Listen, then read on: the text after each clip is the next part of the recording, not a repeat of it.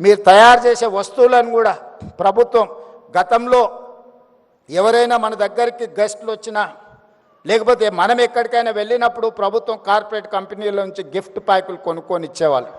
కానీ ఈసారి మొత్తం కంప్లీట్గా మహిళా సంఘాలు తయారు చేసే ఉత్పత్తులనే హ్యాండ్లూమ్నే ఈరోజు మనం వచ్చే గెస్టులకు గిఫ్టులుగా మనం ఇస్తున్నాం. మేము ప్రధానమంత్రిని కలిసినా కూడా మీ వస్తువులే తీసుకెళ్ళి నేను ఇస్తున్నా.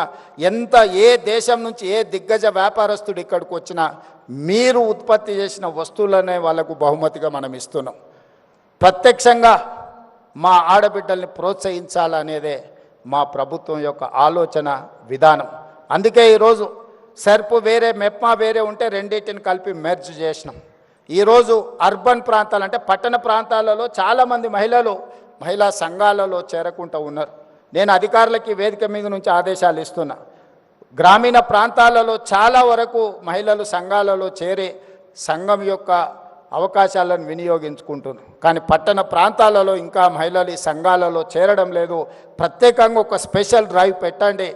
పట్టణ ప్రాంతాలలో ఉన్న మహిళల్ని కూడా సంఘాలలో సభ్యులుగా చేర్చండి. వాళ్ళందరినీ వ్యాపారాలు చేసుకోవడానికి ప్రోత్సహిద్దాం. ఆడబిడ్డలు వ్యాపారంలో నిలదొక్కున్నప్పుడే ఆ కుటుంబం ఆర్థికంగా నిలబడుతుంది.